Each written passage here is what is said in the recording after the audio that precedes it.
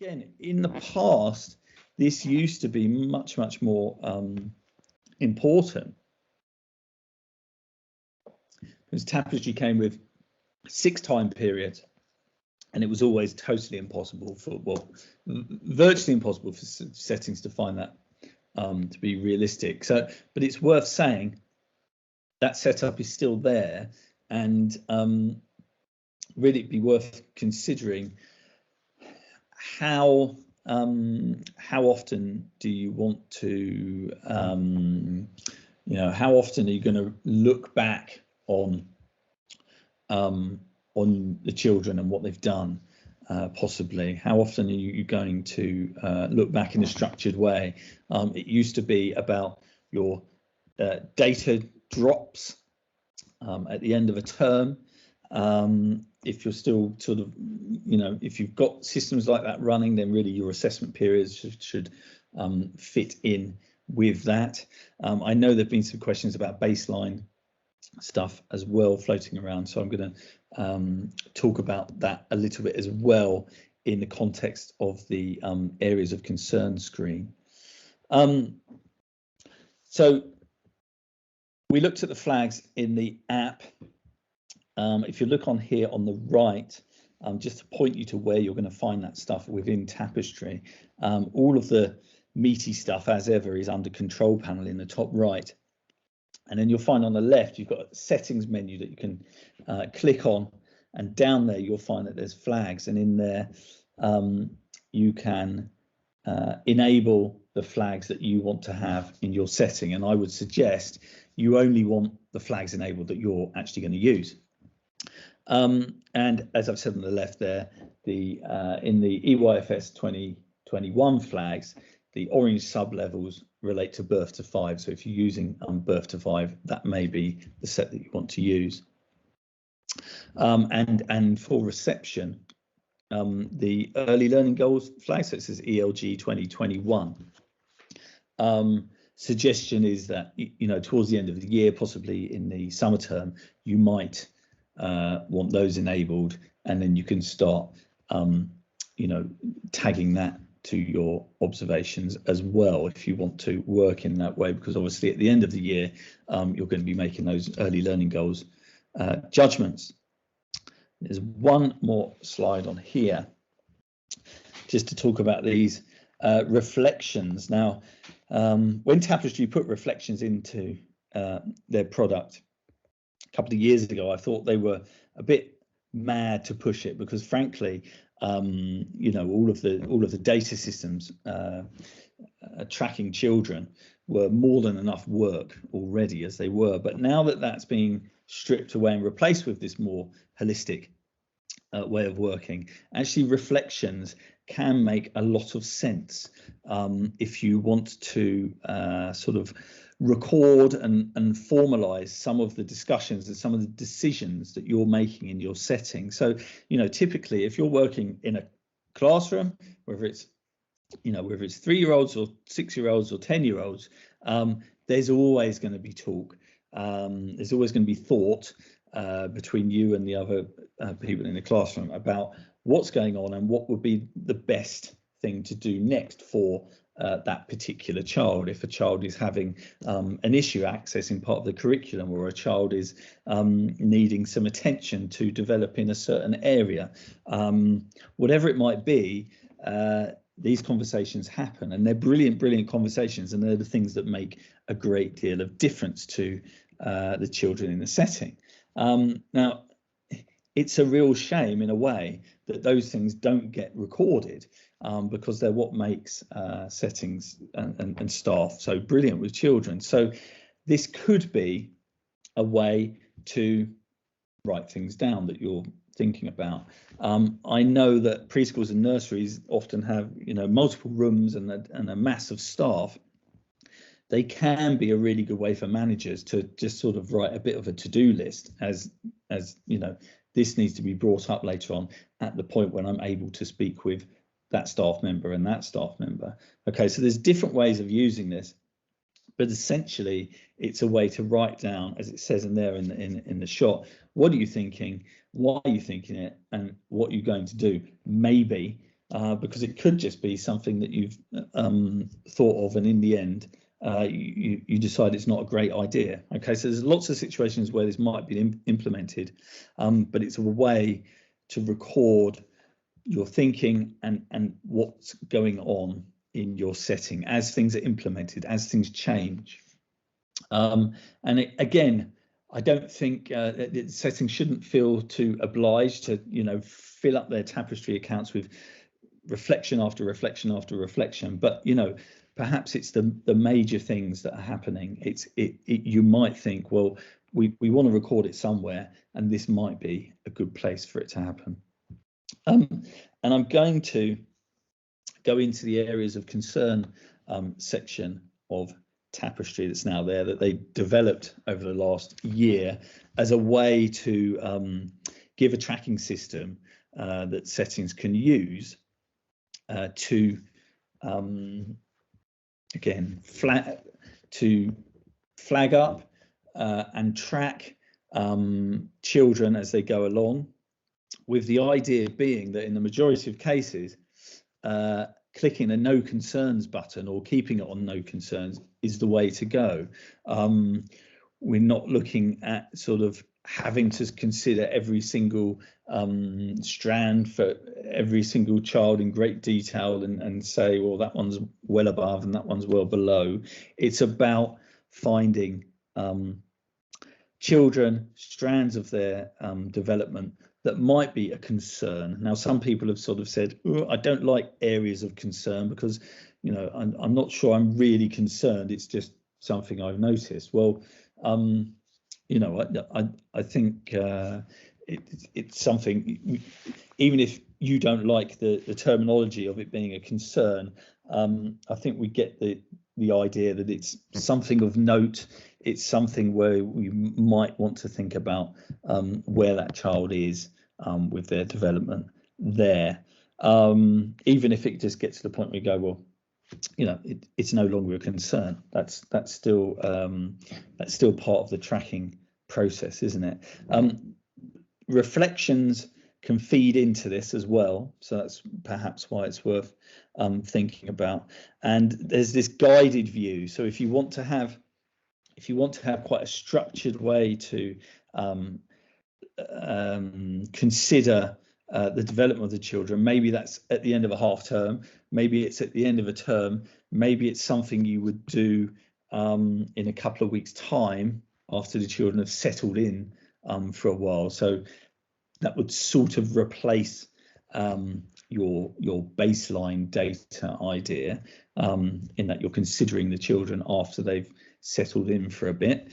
I know reception classes have had the government's baseline testing stuff to do, but if you think it's appropriate and beneficial to, at that point, maybe 5 weeks in, say, okay, we've had the children in, they're settled, let's look through them and let's sort of think about any areas that we think might be of concern for certain children. So let's have a quick look at how that works. I'm going to again come out of there, and I'm going to jump back now to my web browser on here,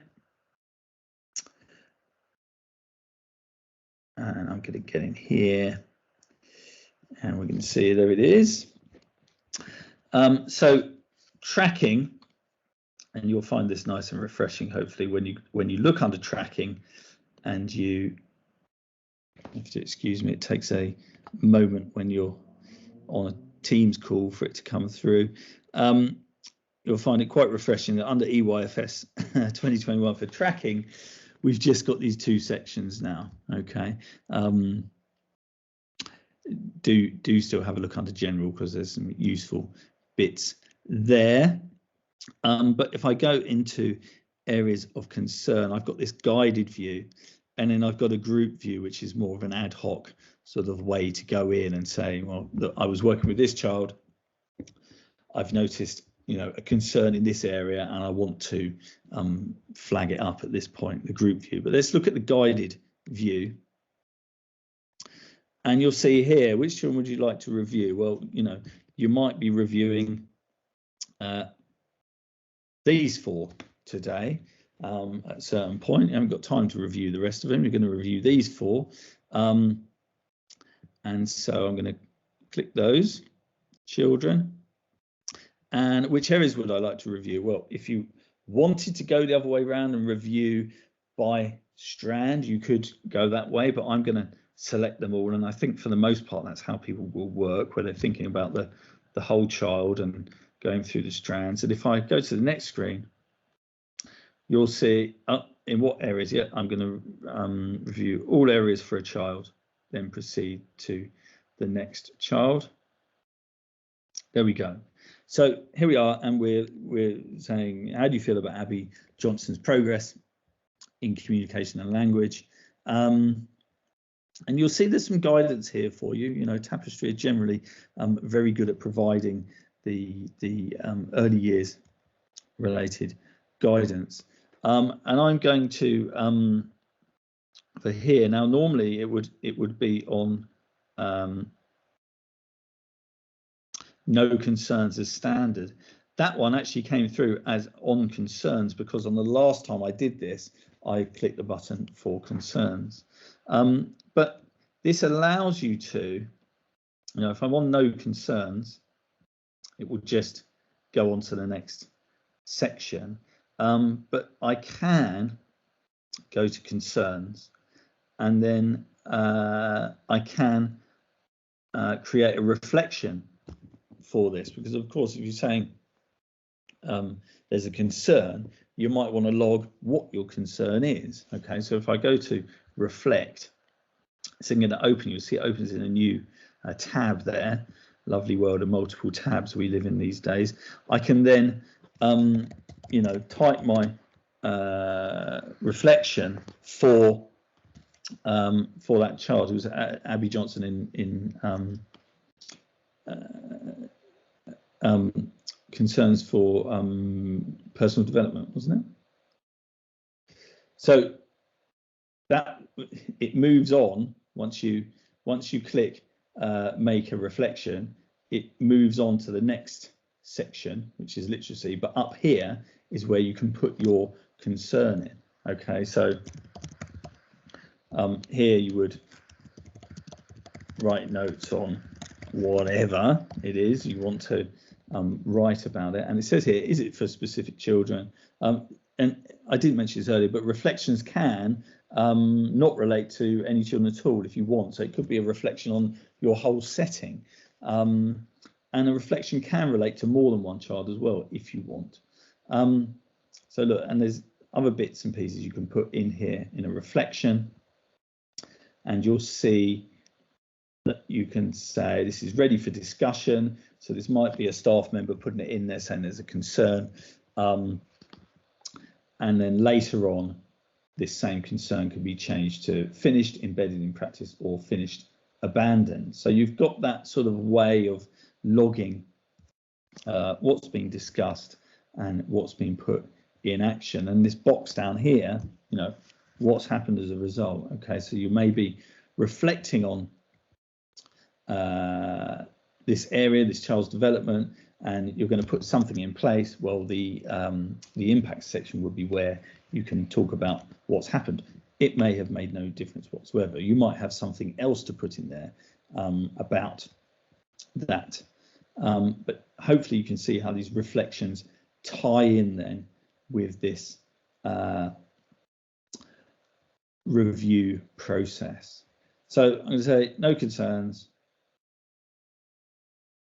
In maths, no concerns. Understand the world, no concerns. Expressive arts and design, no concerns. And that's it. Okay, so you know that was my review process for that one child. There was one strand where I wanted to write a reflection because I had a you know, a slight concern possibly, or maybe a major concern. But for the most part, if a child, you know, there's no concerns, it means there's no concerns. Now this one,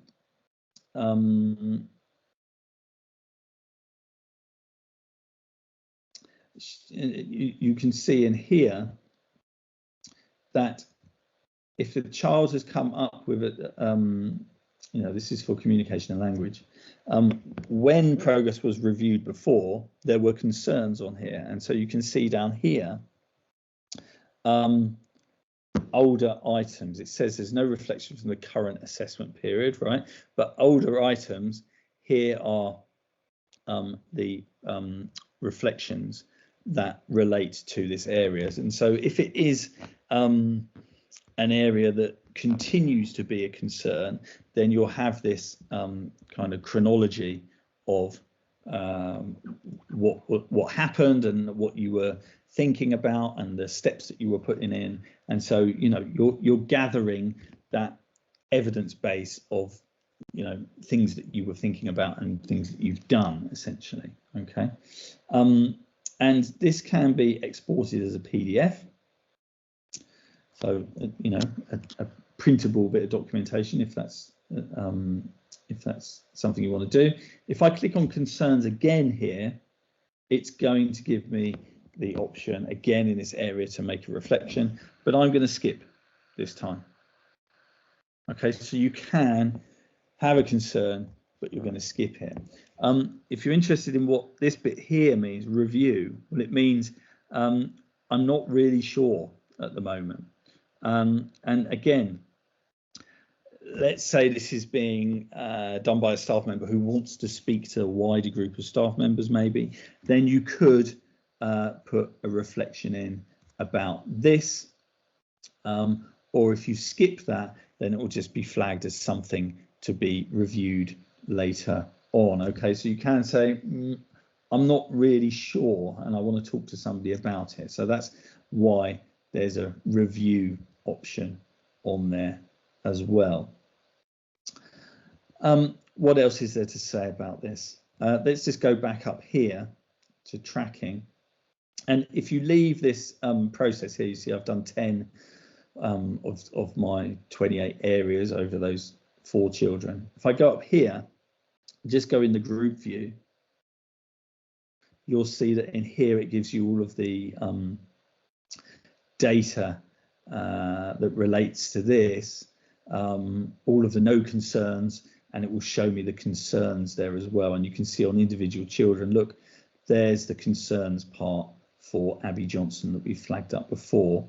And here's the review that we just put in there for Christian Robinson. Okay, so you've got this nice simple system whereby you can look back and see where children are according to, you know, your discussions and your conversations and your review process. Now, if I click on one of down here to show you, there is a timeline feature, and so that sort of tracks what was going on. You know, the different points at which, you know, an area of concern has been flagged and being reviewed. If I look at one of these other ones, it just shows you, you know, that it was looked at. Okay.